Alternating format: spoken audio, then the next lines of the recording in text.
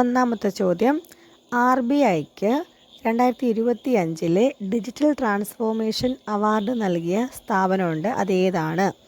RBIക്ക് 2025 digital transformation award നൽകിയ സ്ഥാപനമാണ് central banking London. അടുത്ത ചോദ്യം, മികച്ച 5 UPI ആപ്പുകളിൽ ഫ്ലിപ്കാർട്ടിൻ്റെ സൂപ്പർ മണി ഏത് ആപ്പിന് പകരമായി വന്നതാണ്? ക്രെഡ് ആപ്പിന് പകരമായി വന്നതാണ് ഫ്ലിപ്കാർട്ടിൻ്റെ സൂപ്പർ മണി എന്ന് പറയുന്ന ആപ്ലിക്കേഷൻ. അടുത്ത ചോദ്യം, പുതിയ കൂട്ടിച്ചേർക്കലുകൾക്ക് ശേഷം യുനെസ്കോയുടെ താൽക്കാലിക പട്ടികയിൽ ഇന്ത്യക്ക് എത്ര സ്വത്തുക്കളാണ് ഉള്ളത്? പുതിയ കൂട്ടിച്ചേർക്കലുകൾക്ക് ശേഷം യുനെസ്കോയുടെ താൽക്കാലിക പട്ടികയിൽ ഇന്ത്യക്ക് 62 സ്വത്തുക്കളാണ് ഉള്ളത്. 62 സ്വത്തുക്കൾ.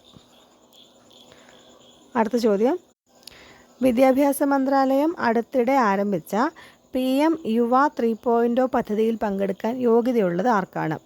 വിദ്യാഭ്യാസ മന്ത്രാലയം അടുത്തിടെ ആരംഭിച്ച PM യുവ 3.0 പദ്ധതിയിൽ പങ്കെടുക്കാൻ യോഗ്യതയുള്ളത് 30 വയസ്സിന് താഴെയുള്ള യുവ എഴുത്തുകാർക്കാണ്.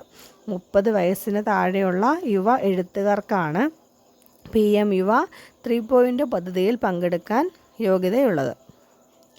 അടുത്ത ചോദ്യം, മാർച്ച് 15 ആചരിക്കുന്ന 2025 ലോക ഉപഭോക്തൃ അവകാശ ദിനത്തിൻ്റെ പ്രമേയം എന്താണ്?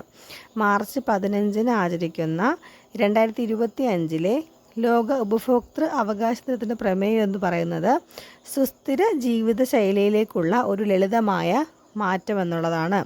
സുസ്ഥിര ജീവിതശൈലിയിലേക്കുള്ള ഒരു ലളിതമായ മാറ്റം. അടുത്ത ചോദ്യം, ഇന്റലിൻ്റെ CEO ആയിട്ട് നിയമിതനായത് ആരാണ്? ഇന്റലിൻ്റെ CEO ആയിട്ട് നിയമിതനായത് ലിപ്-ബു ഡാൻ ആണ്. ലിപ്-ബു ഡാൻ. അടുത്ത ചോദ്യം, കേരളത്തിലെ ആദ്യത്തെ ഹൈഡ്രജൻ ബസ് എവിടെയാണ് പ്രവർത്തനം ആരംഭിച്ചത്? കേരളത്തിലെ ആദ്യത്തെ ഹൈഡ്രജൻ ബസ് കൊച്ചിയിലാണ് പ്രവർത്തനം ആരംഭിച്ചത്.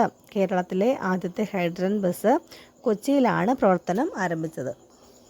അടുത്ത ചോദ്യം, 2025 സാമ്പത്തിക വർഷത്തിൽ റെയിൽവേ സമയക്രമത്തിൽ ഒന്നാമതെത്തിയ ഡിവിഷൻ ഏതാണ്?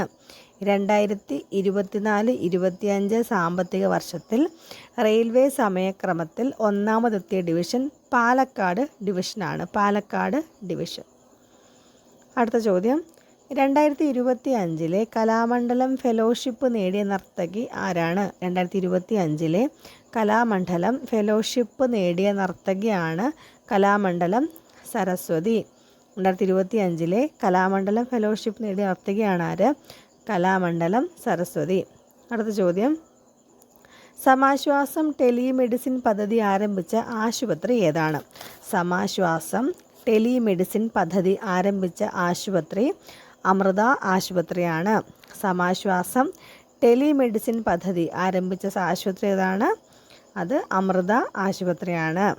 അടുത്ത ചോദ്യം, 2025 ഭൗമ മണിക്കൂർ എപ്പോഴാണ് നടക്കുന്നത്? 2025 ഭൗമ മണിക്കൂർ നടക്കുന്നത് എപ്പോഴാണ്? മാർച്ച് 22 രാത്രി 8:30 മുതൽ 9:30 വരെയാണ് എന്ത് സംഭവിച്ചതെന്നറിയാമോ? ഭൗമ മണിക്കൂർ നടന്നത്. Thank you.